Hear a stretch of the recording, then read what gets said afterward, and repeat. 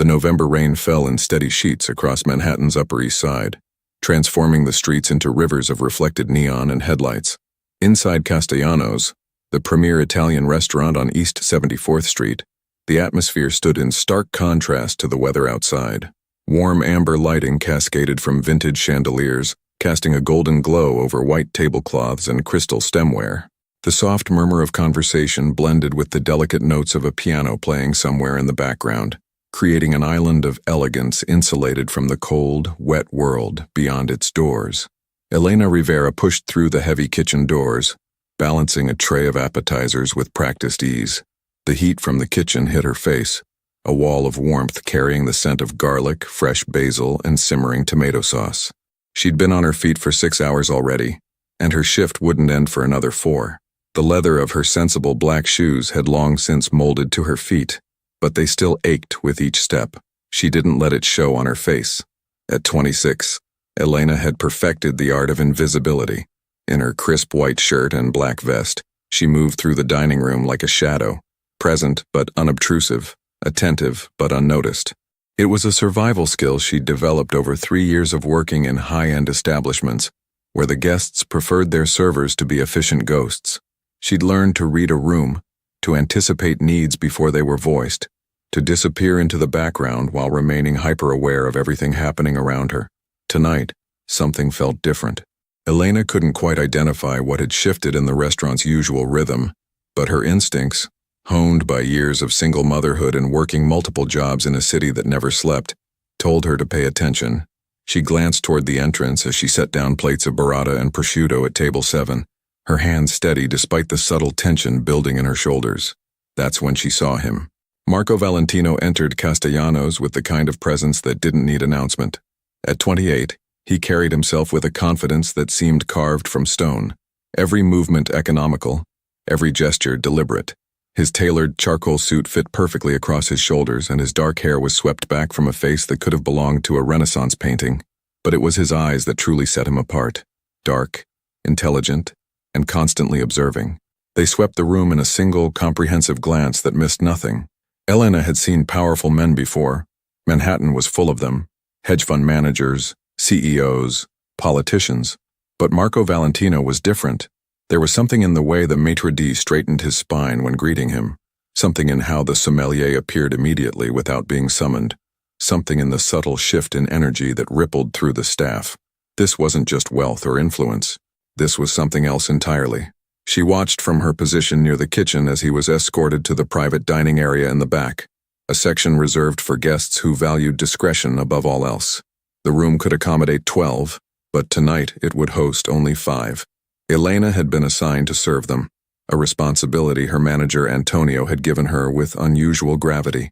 "Table 1 tonight, Elena," Antonio had said an hour earlier, his usually jovial face serious. "Impeccable service, absolute discretion, you understand?" She understood. In 3 years at Castellanos, she'd learned that certain tables required more than just good service. They required silence. Now, as she prepared to enter the private dining room with water and wine, Elena took a steadying breath. Her daughter Sophia was waiting for her at home with Mrs. Chen, the neighbor who watched her for a modest fee that Elena could barely afford. Sophia would be asleep by the time Elena finished her shift, bathed and tucked in by someone else again. The thought created a familiar ache in her chest, guilt mixed with determination. Every hour she worked here was an hour toward a better future. Every tip she earned went into the envelope hidden beneath her mattress, slowly growing toward the tuition for the nursing program she'd been accepted into. She just had to keep going, keep working, keep invisible. The private dining room was smaller than the main floor, intimate in a way that suggested exclusivity rather than romance. Deep burgundy walls absorbed the light from a single chandelier, creating pockets of shadow in the corners. The long mahogany table could seat 12 but had been set for 5, each place setting arranged with mathematical precision. The windows looked out onto the rain-streaked street, but heavy curtains could be drawn for complete privacy. Marco sat at the head of the table, his back to the wall, a position that allowed him to see both the entrance and the windows simultaneously. He held a glass of mineral water, untouched, his fingers resting lightly on the stem. To his right sat an empty chair. 3 other men occupied the remaining seats, their conversations pausing momentarily as Elena entered. "Good evening, gentlemen," she said, her voice professionally pleasant but not overly warm. "May I offer you water or wine while you wait?" "Wine," said the man to Marco's left, a heavy-set figure in his 50s with silver threading through his dark hair. Vincent Carmichael, according to the reservation. His accent carried traces of Brooklyn beneath a veneer of cultivation. The Barolo, the 15. Elena nodded, moving to the wine station with fluid efficiency. She was aware of their eyes on her, assessing, dismissing, returning to their conversation. Good. Invisible was exactly where she needed to be. As she poured the wine, their voices created a low backdrop of sound. Business talk, carefully coded, references to shipments and territories and arrangements. Elena had heard similar conversations before. In establishments like this, powerful men discussed matters they didn't want overheard, using language designed to sound legitimate while meaning something else entirely. She didn't care about their business. She cared about doing her job, collecting her paycheck, and getting home to Sofia. But something made her glance at Marco Valentino as she filled his wine glass. He wasn't participating in the conversation. Instead, he was watching her with an intensity that made her fingers momentarily tighten on the bottle. His expression revealed nothing. No hostility, no interest, just observation. The kind of watching that cataloged details and filed them away. Elena met his eyes for a fraction of a second before looking away, professional mask firmly in place. She finished pouring and retreated to her station near the door, ready to respond to any request but otherwise unobtrusive. The last guest arrived 15 minutes later. Thomas Brennan entered with apologies about the traffic, shaking rain from his overcoat. He was younger than the others, perhaps 35, with the polished appearance of someone who'd grown up with money. His handshake with Marco seemed warm, almost fraternal, and he took the seat to Marco's right with easy familiarity. "Sorry I'm late," Thomas said, accepting the wine Elena poured for him. "The rain has traffic completely backed up on the FDR." "No concern," Marco replied, his voice smooth and low. It was the first time Elena had heard him speak. "We were just discussing the quarterly reports." Elena returned to her position, but something nagged at her attention. She couldn't identify what exactly, just a feeling that something was slightly off. The way Thomas's smile didn't quite reach his eyes, perhaps, or the subtle stiffness in his shoulders despite his casual demeanor. Or maybe it was how the other men's conversation had shifted when he arrived, becoming more performative somehow. She pushed the thought aside.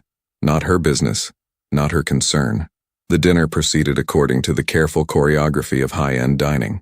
Elena brought courses, antipasti, a delicate pasta course, the main dishes of ossobuco and branzino.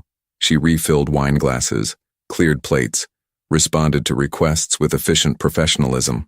The men's conversation flowed around her like water around stone, their words washing past without leaving impression. Except Marco Valentino kept watching her. Not obviously, not in a way that the others would notice.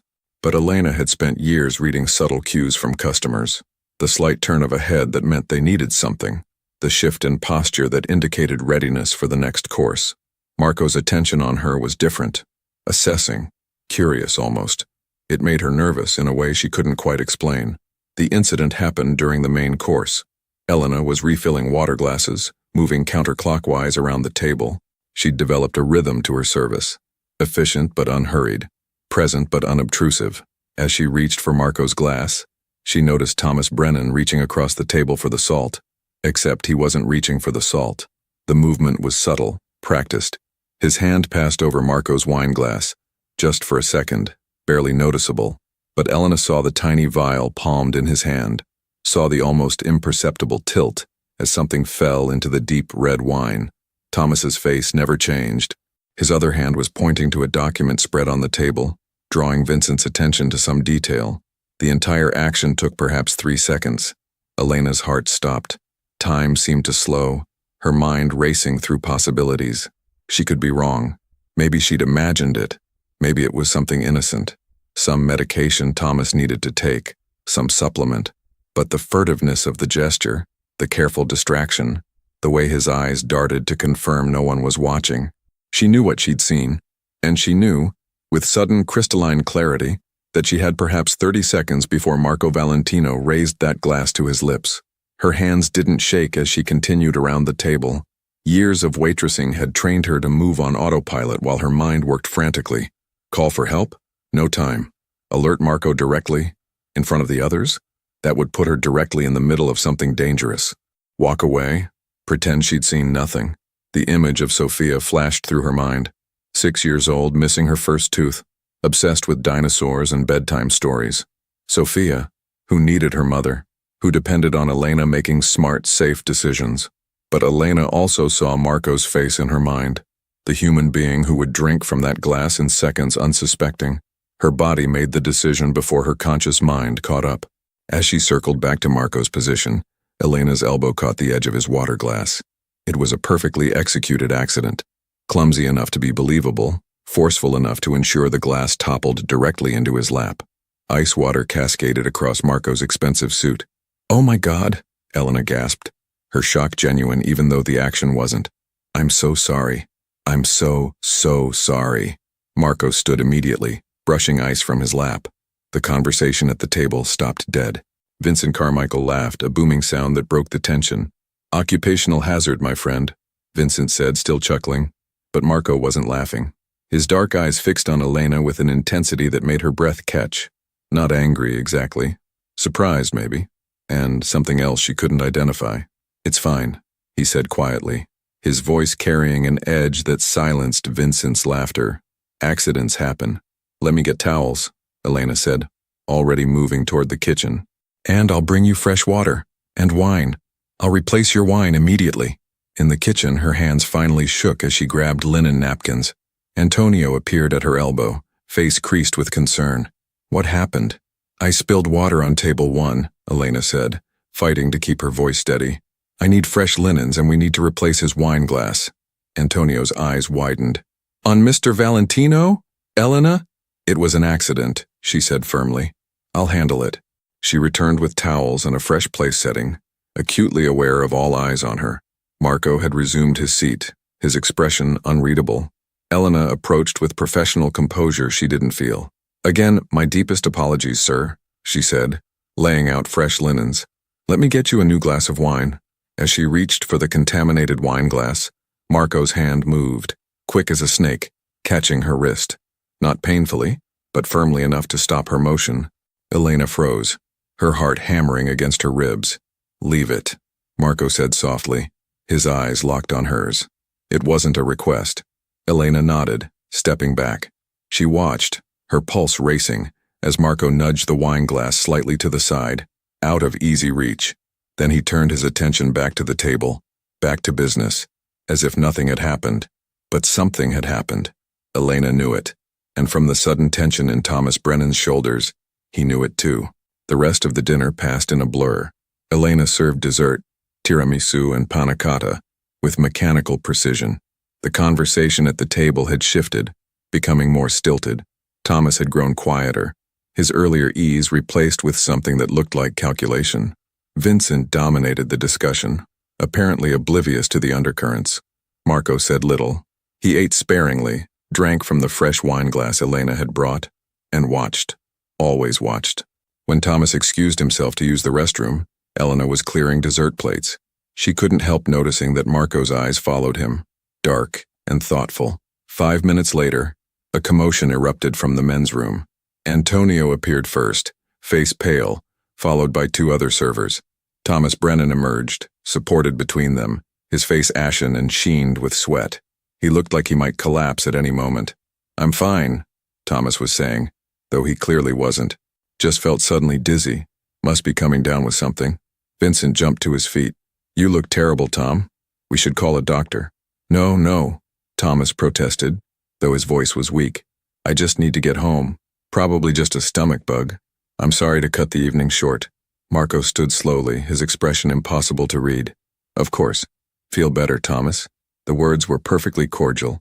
But Elena, watching from her position near the wall, saw the way Marco's eyes tracked Thomas's exit, saw the subtle glance he cast toward the wine glass, still sitting where he'd pushed it aside, saw the moment of calculation that flickered across his features.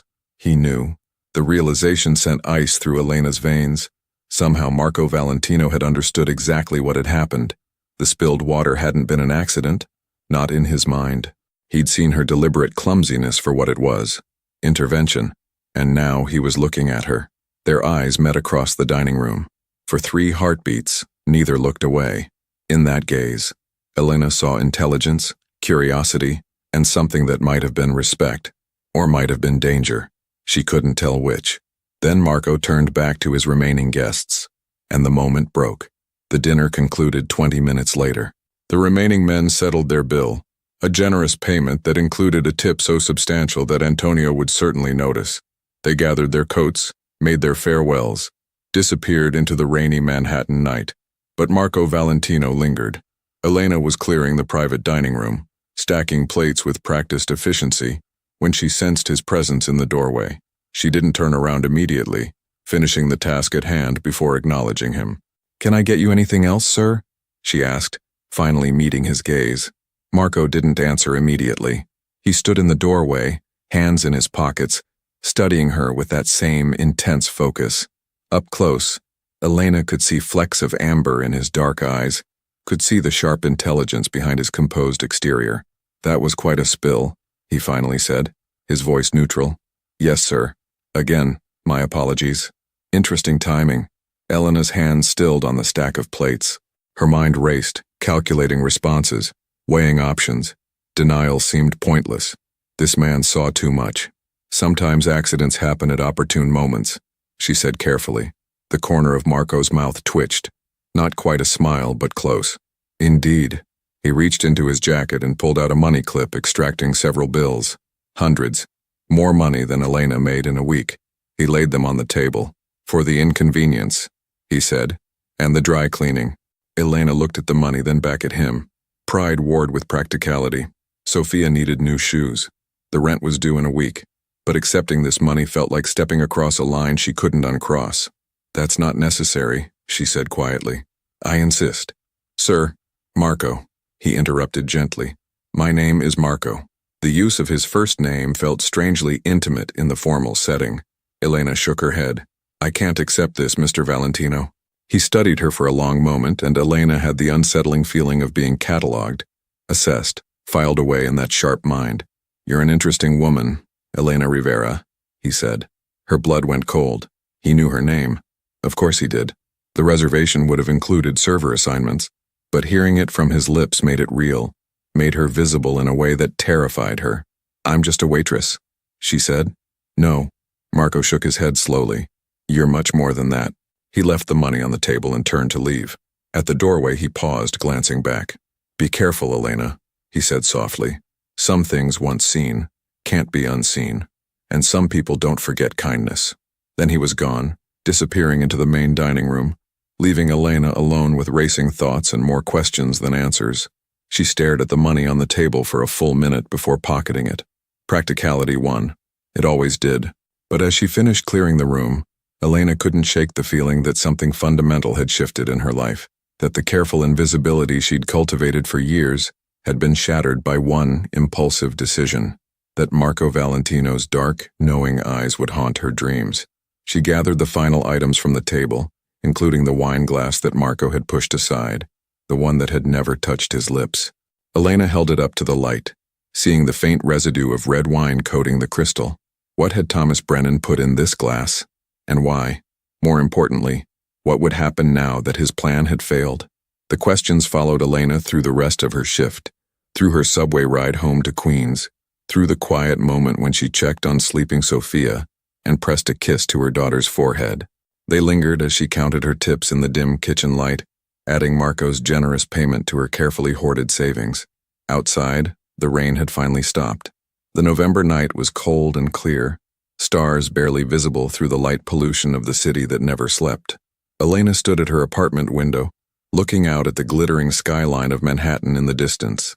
Somewhere out there, Marco Valentino was probably asking questions, investigating, trying to understand why his associate had attempted whatever he'd attempted, and at the center of that investigation, whether she wanted to be or not, was a single mother waitress from Queens who had made one split-second decision to intervene.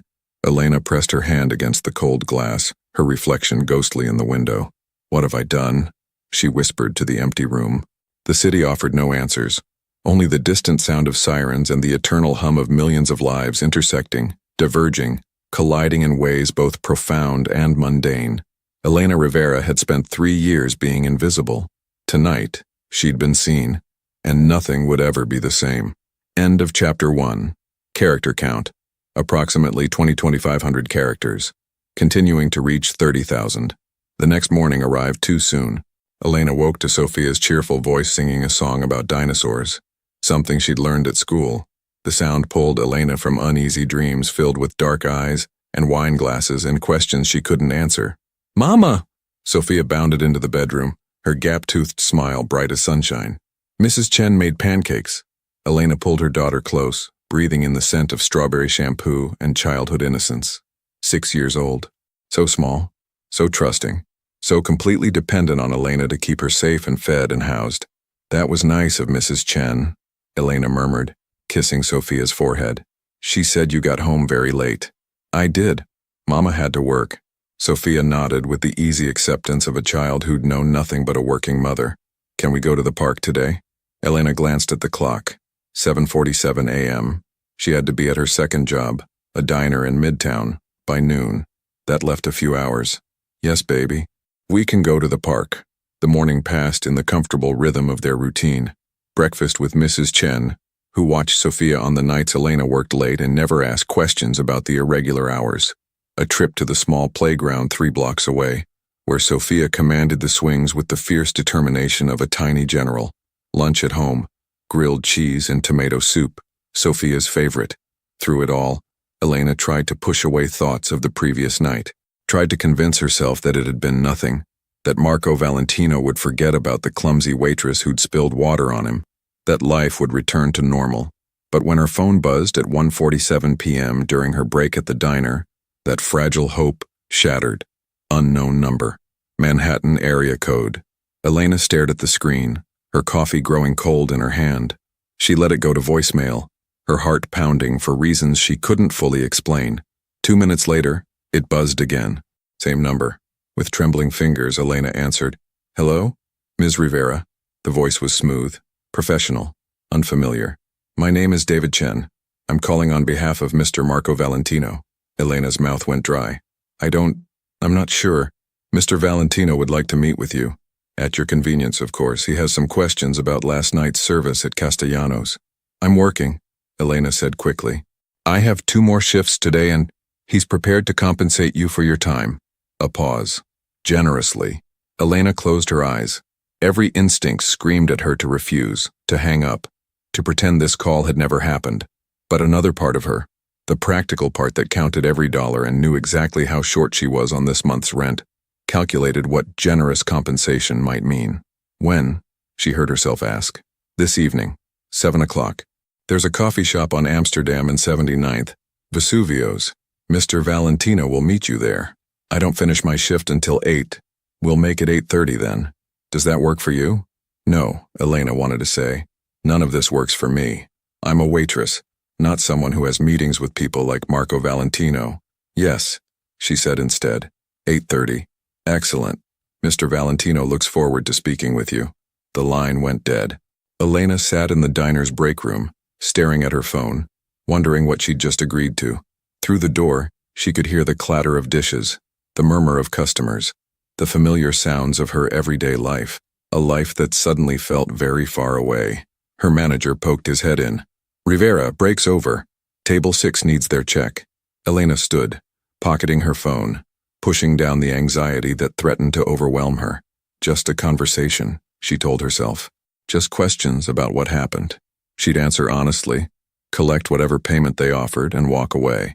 Simple. But as she returned to the floor, smiling at customers and refilling coffee cups, Elena couldn't shake the memory of Marco Valentino's dark eyes watching her across that dining room. Some things once seen can't be unseen. His words echoed in her mind as the afternoon stretched toward evening, as her shift ended and she hurried home to kiss Sophia goodnight before Mrs. Chen put her to bed, as she changed into clean clothes and tried to calm her racing heart. At 8:15 p.m., Elena stood outside Vesuvio's coffee shop on the Upper West Side, watching warm light spill from its windows onto the darkening street. Through the glass, She could see Marco Valentino sitting at a corner table, a cup of espresso untouched in front of him. He was waiting for her. Elena took a deep breath of the cold November air, pulled open the door, and stepped into whatever came next. The future, uncertain and frightening, stretched before her like the Manhattan skyline, full of lights and shadows, promise and peril, all of it just beyond her grasp. But she was here, and Marco Valentino was watching her approach with those dark, knowing eyes that saw too much. The conversation that would change everything was about to begin. Vesuvio's coffee shop occupied a corner building on Amsterdam Avenue, its large windows offering a view of the tree-lined street outside. Inside, exposed brick walls displayed local artwork, and the rich aroma of roasted coffee beans mingled with the scent of fresh pastries. At 8:30 on a Thursday evening, the place was moderately busy. Students with laptops, couples sharing dessert, a few solitary readers nursing espressos. Elena spotted Marco immediately, though he'd chosen a table in the back corner, partially obscured by a support column. He sat with his back to the wall. She noticed that detail again, the same positioning as at Castellanos, with a clear view of both the entrance and the street outside. He stood as she approached, a gesture of old-fashioned courtesy that seemed incongruous with everything she thought she knew about him. "Ms. Rivera," he said, pulling out a chair for her. "Thank you for coming. I'm not sure I had much choice," Elena replied, settling into the seat. Her voice came out steadier than she felt. Marco's expression shifted, a flicker of something that might have been amusement or respect. "There's always a choice. You could have refused. And then what?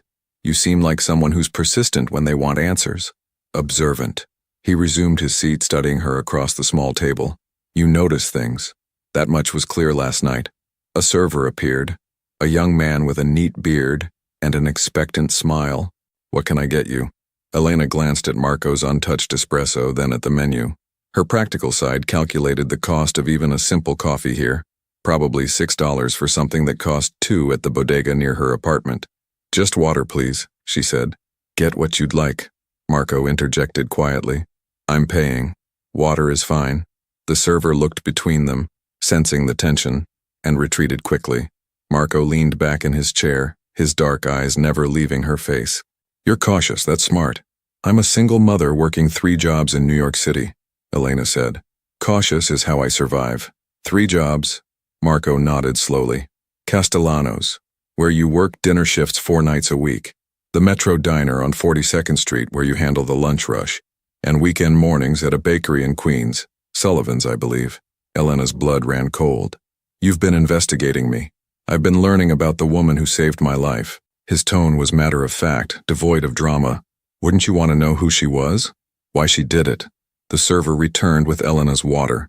She wrapped her hands around the glass, needing something to anchor her as this conversation spiraled into territory she'd never imagined. "How did you know?"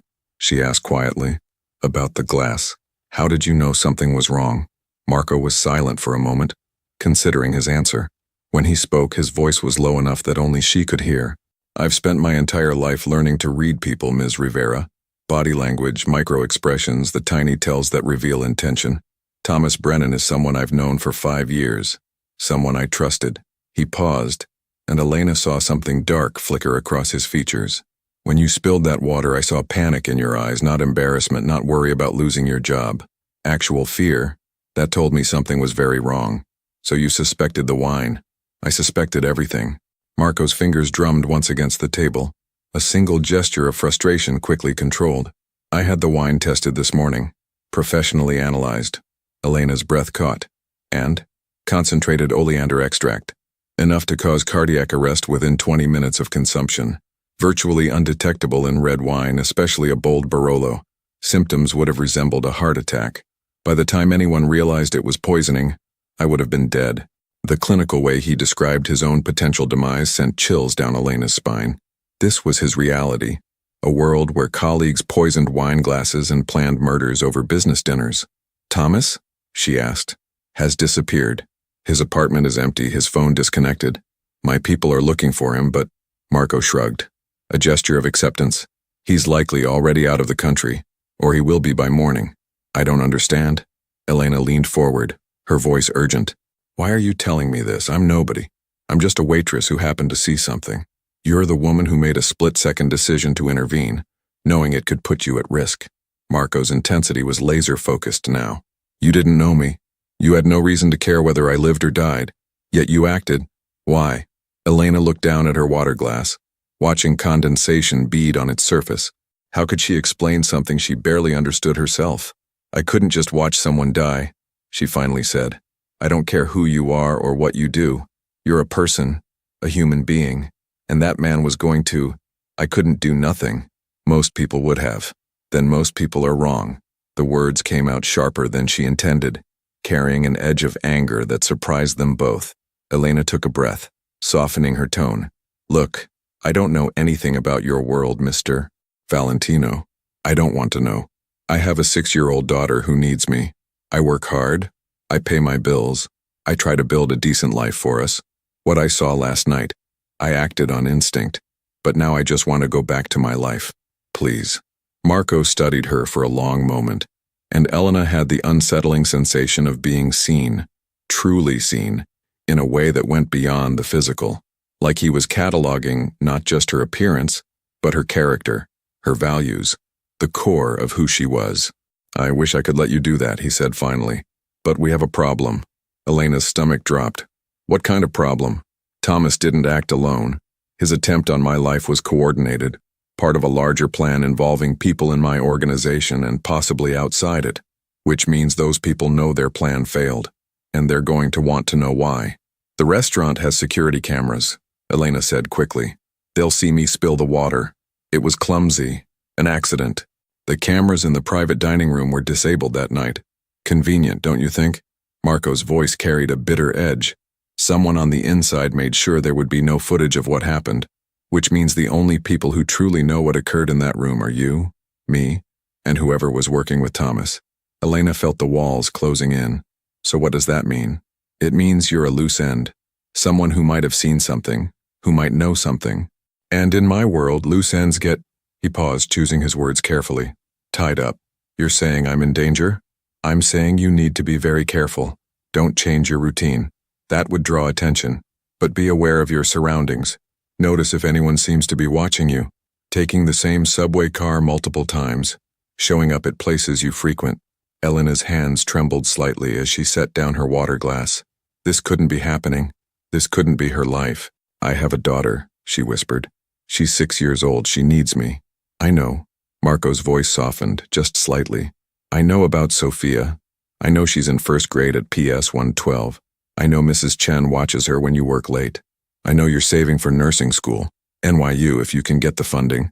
Tears burned in Elena's eyes, partly from fear, partly from anger at this invasion of her privacy. You have no right. I have every right to know about the woman who saved my life.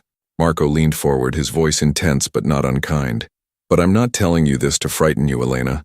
I'm telling you so you understand the situation, so you can protect yourself and your daughter. How? Elena demanded, her voice breaking slightly. How am I supposed to protect us from people I can't see, can't identify, don't even know are real? Marco reached into his jacket and pulled out a business card. Simple, cream-colored, with only a phone number embossed in black. This number reaches me directly. 24 hours a day. If anything seems wrong, if anyone approaches you, if you feel unsafe for any reason, you call. Immediately. Elena stared at the card like it might bite her. I don't want this. I don't want any connection to your world. Neither do I, if I'm honest. Marco's smile was rueful, almost self-deprecating. You complicate things, Elena Rivera. You're a variable I didn't plan for. But you're also someone who deserves protection because of what you did for me. I don't want your protection. I want my normal life back. Then help me give it to you. Marco slid the card across the table. Let me find who's behind this. Let me neutralize the threat. Then you can go back to being invisible and I'll go back to my world and our paths won't cross again. Elena looked at the card, then at Marco's face. Despite everything, despite the fear and the anger and the surreal impossibility of this conversation, she saw something in his eyes that surprised her. Sincerity, and perhaps the faintest trace of loneliness. She took the card. What happens now? She asked. Now you go home. Kiss your daughter goodnight. Go to work tomorrow like nothing has changed. But you stay alert. And you trust your instincts. They've served you well so far. Marco stood, pulling out his wallet. He left several bills on the table. Far more than the cost of one espresso and one water. The extra is for you, he said when Elena opened her mouth to protest. Consider it payment for your time tonight. And Elena, he paused at the edge of the table. Thank you. Not many people would have done what you did. That says something about who you are. Then he was gone, disappearing into the Manhattan night like smoke, leaving Elena alone with a business card and more questions than answers. The next 3 days passed in a haze of hypervigilance. Elena went through her routines, the diner shift, picking up Sofia from school, the evening shift at Castellanos, but now every moment was colored by awareness. She noticed the man in the gray coat who took the same subway car as her 2 days in a row, the woman who seemed to linger outside Sullivan's bakery Saturday morning, the car that parked across from her apartment building, engine running, no one getting out. Were they real threats? Or was she seeing danger in every shadow, paranoia blooming where there had been only normal city life? Sofia noticed her distraction. Mama, you're not listening, she complained Friday evening as they made dinner together in their small kitchen. I'm sorry, baby. Elena forced herself to focus on her daughter, on the simple task of cutting vegetables for pasta. What were you saying? I asked if you can come to career day next week. Mrs. Patterson wants parents to talk about their jobs. Elena's heart squeezed. Career day, where other parents would come in as lawyers, doctors, engineers, and she would be, what? The waitress who worked 3 jobs to make ends meet? I'll try, sweetheart. Mama has to check her schedule. Jessica's mom is a veterinarian, Sofia continued, her voice wistful. She gets to help animals all day. That's wonderful. What do you want to be when you grow up, Mama? The question, so innocently asked, nearly broke her. Elena set down the knife and knelt beside her daughter. I want to be a nurse, she said softly. I want to help people who are sick or hurt, make them feel better. Like a superhero, Elena smiled despite everything. Something like that. Then you should do it. Sofia's conviction was absolute, the certainty of childhood that anything was possible. You can be anything you want. If only it were that simple, Elena thought. If only wanting something was enough to make it happen. That night, after Sofia was asleep, Elena sat at their tiny kitchen table with her laptop open to the NYU nursing program website. She'd been accepted months ago, contingent on securing funding. The tuition was staggering, more than she made in a year at all 3 jobs combined. Scholarships would cover some, and she'd applied for every grant and loan program she could find. But there was still a gap, a significant one. Her savings envelope sat in front of her. She counted the bills methodically, a ritual she performed every week. $3,247. She'd been saving for 18 months. At this rate, she'd have enough for the first semester by... Never. There was always something. Sofia needed shoes. The rent went up. The refrigerator broke. Elena pressed her palms against her eyes, fighting the familiar burn of frustrated tears. Her phone buzzed. Unknown number. Elena's pulse spiked. She let it ring twice before answering. Hello? Ms. Rivera. A different voice this time. Older. Rougher. This is Detective Frank Morrison, NYPD. I need to ask you some questions about an incident at Castellanos restaurant on November 14th. Elena's mouth went dry. What kind of incident? I'd prefer to discuss it in person. Can you come to the precinct tomorrow morning? Say 10 o'clock. I work at 10. This is important, Ms. Rivera. A man is dead. The world tilted. What? Who? Thomas Brennan. His body was found this morning in the Hudson River. Evidence suggests he'd been poisoned before entering the water. We have witnesses placing him at Castellanos the night before his death. You served his table. Elena's heart hammered so hard she thought it might burst through her chest. I don't know anything about... I'm sure you don't. Detective Morrison's voice was professionally neutral, but you might have seen something without realizing it. Please, Ms. Rivera.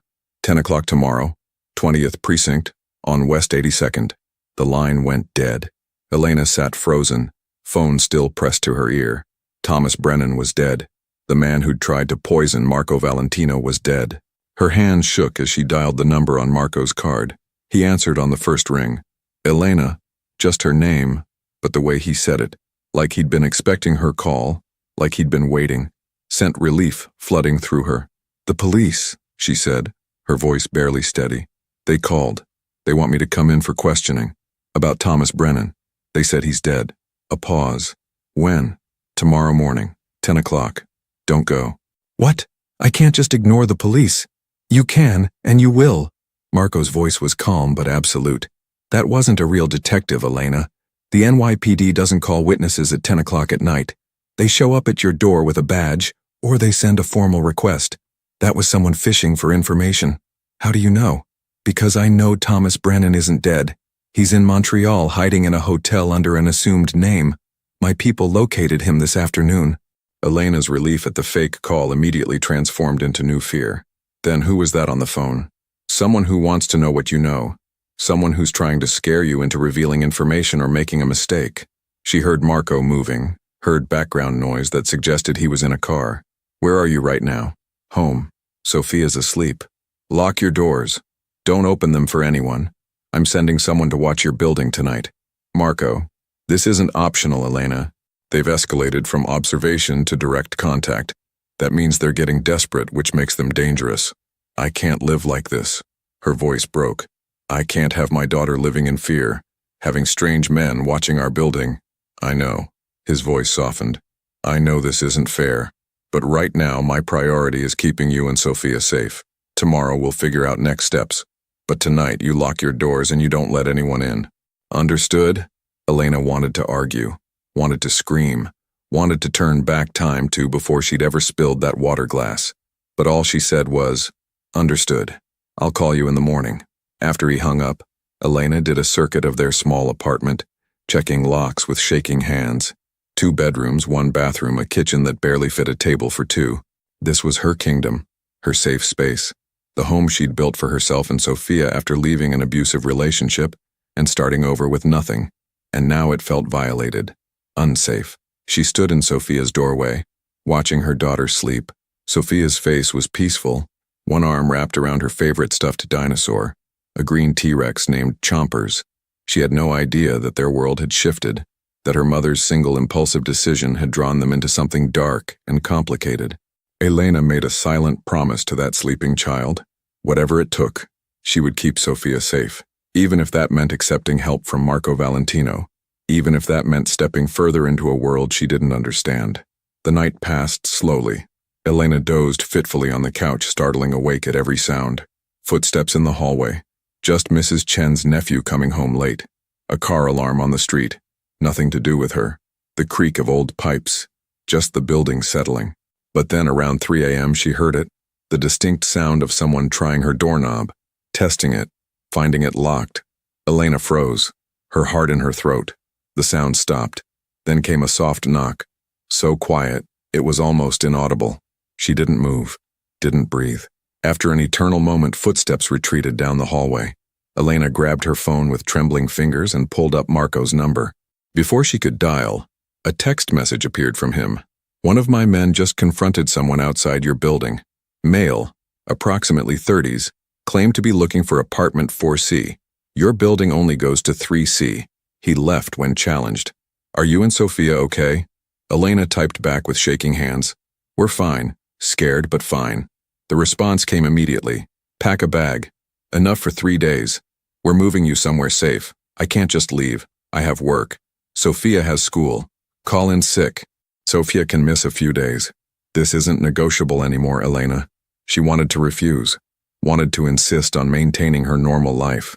But the memory of that doorknob turning, of someone testing to see if they could get in, made the decision for her. When? 2 hours.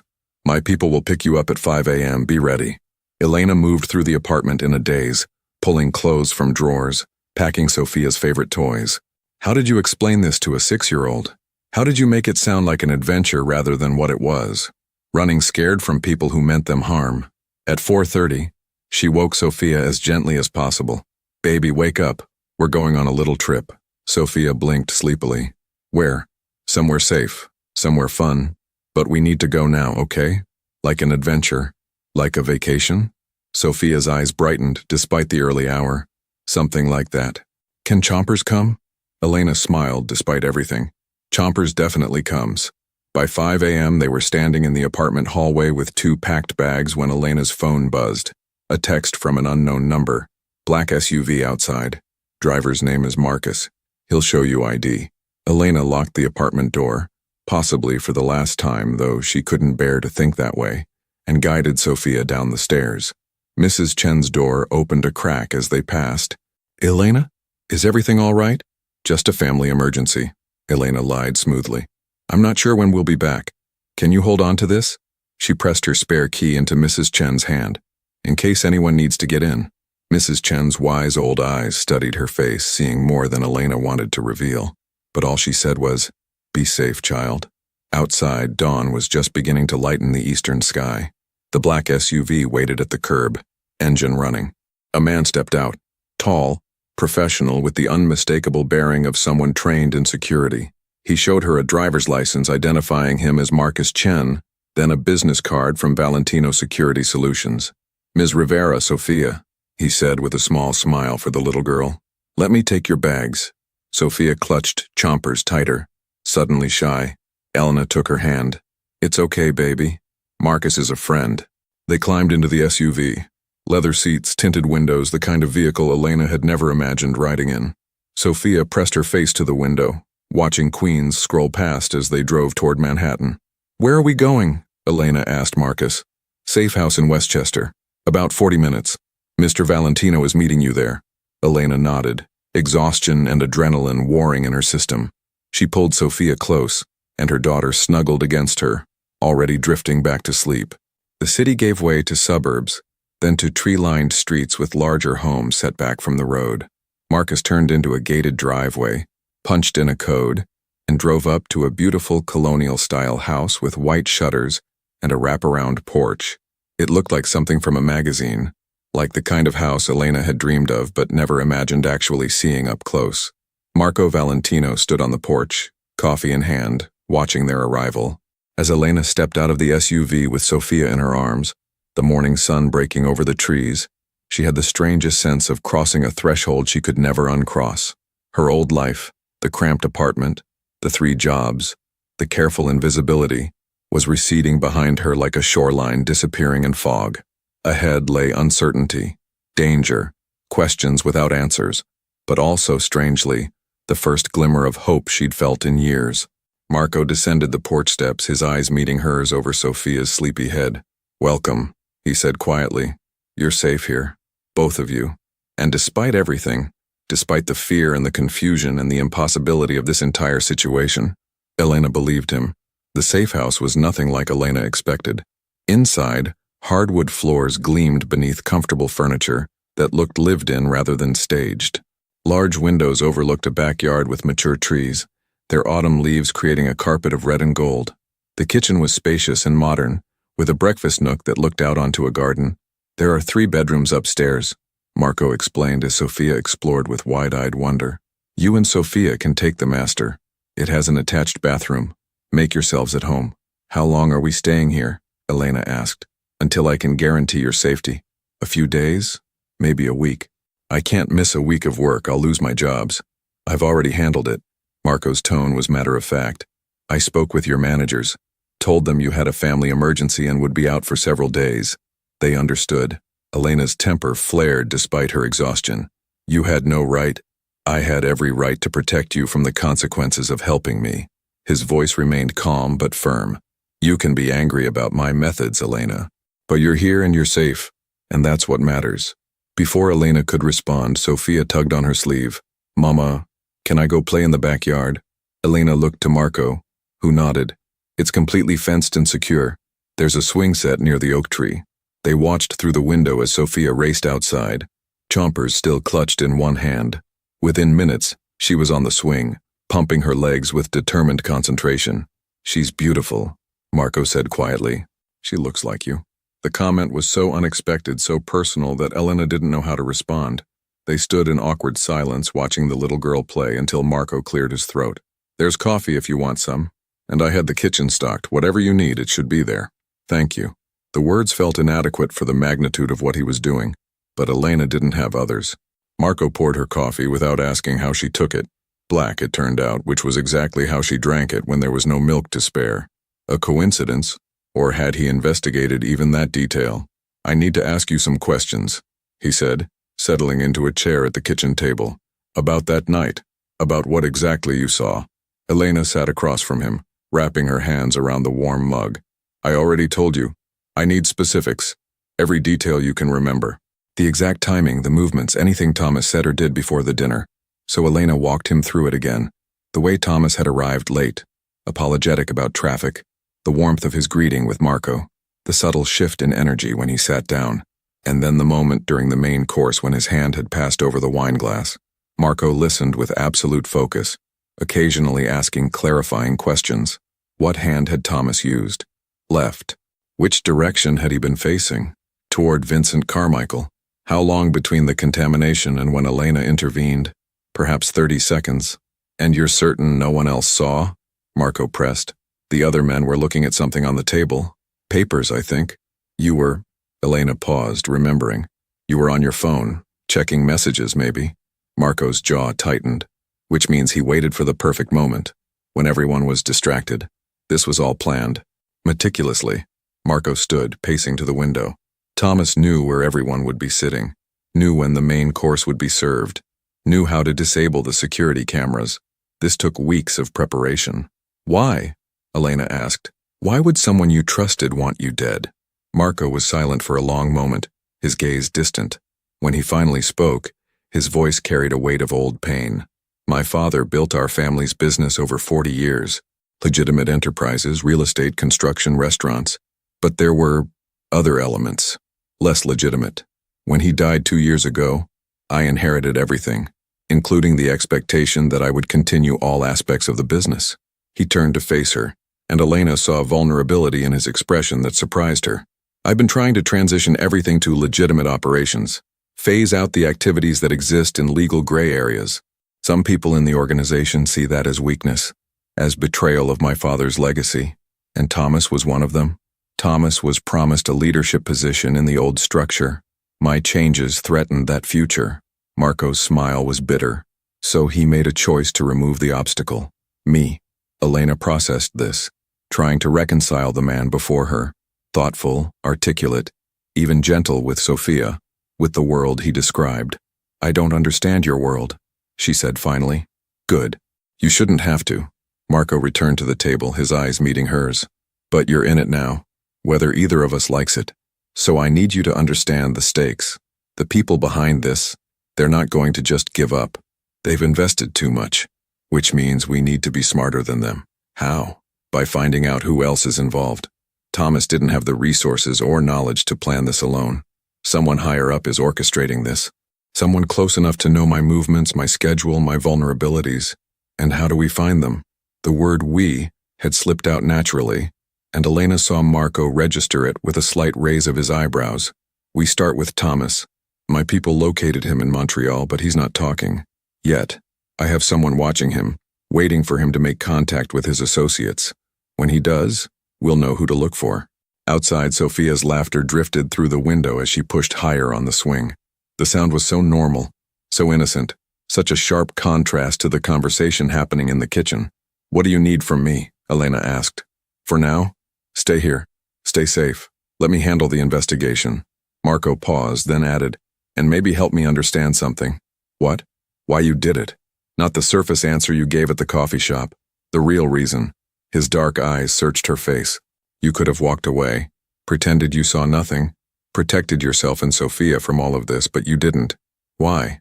Elena looked down at her coffee, watching steam rise from the dark surface. How could she explain the impulse that had driven her action? It wasn't heroism, she didn't feel heroic. It wasn't calculated, there'd been no time for thought. 6 years ago, she began slowly, I was in a bad relationship. Sophia's father, he was controlling, sometimes worse than that. I kept thinking I should leave, but I was scared. No money, no job, no family to help, I felt trapped. She glanced up, checking if Marco was really listening. His complete attention encouraged her to continue. One day, I was at a pharmacy, trying to cover a bruise on my arm while I waited for a prescription. A woman in line saw. She was older, maybe 60. She didn't say anything, but she slipped me a piece of paper with a phone number, a shelter, resources for women in my situation. Elena's throat tightened with the memory. I threw the paper away, I was too scared to use it. But 2 weeks later, things got really bad. I remembered that woman, remembered that she'd seen me and cared enough to try to help. I dug through the trash, found that crumpled paper and called the number. They helped you leave. Marco said quietly. They saved my life, saved Sophia's life. A stranger who saw someone in trouble and did something about it. Elena met his eyes directly. When I saw what Thomas was doing, I thought about that woman, about how one person's choice to act can change everything. I couldn't be the person who saw and did nothing. The kitchen fell silent, except for the ticking of a clock on the wall and Sophia's distant laughter. Marco looked at her with an expression Elena couldn't quite read. Respect, certainly, but also something deeper. Recognition, maybe. Understanding. That woman who helped you, he said finally.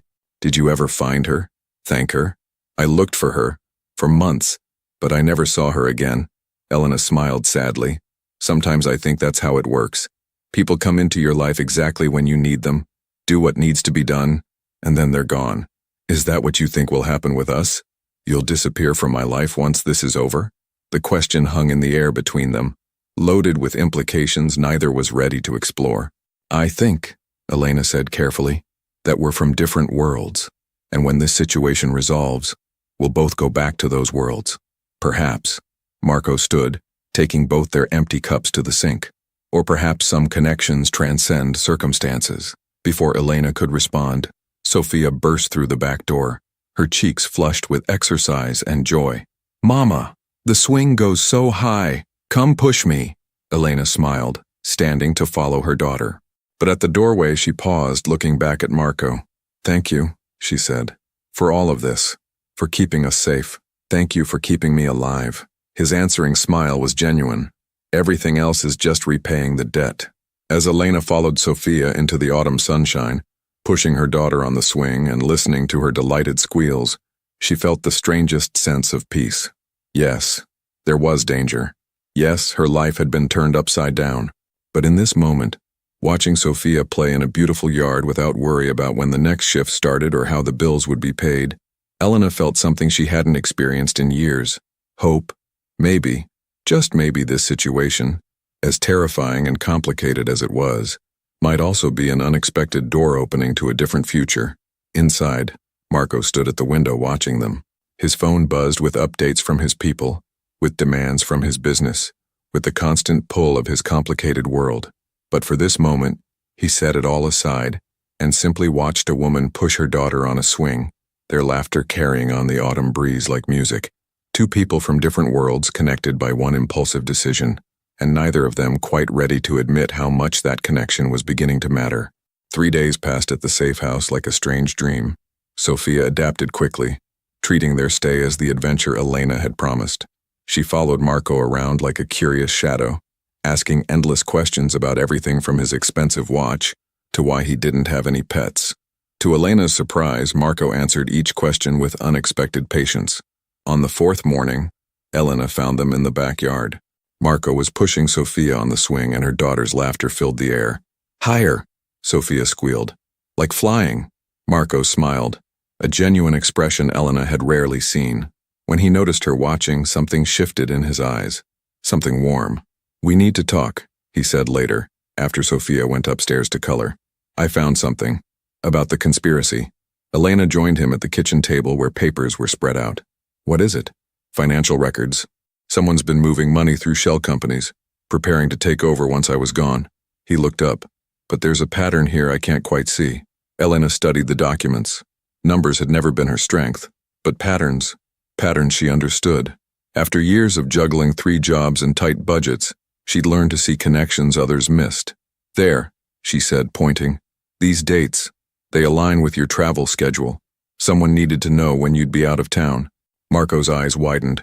You're right, which means a crash from upstairs made them both freeze. Sophia!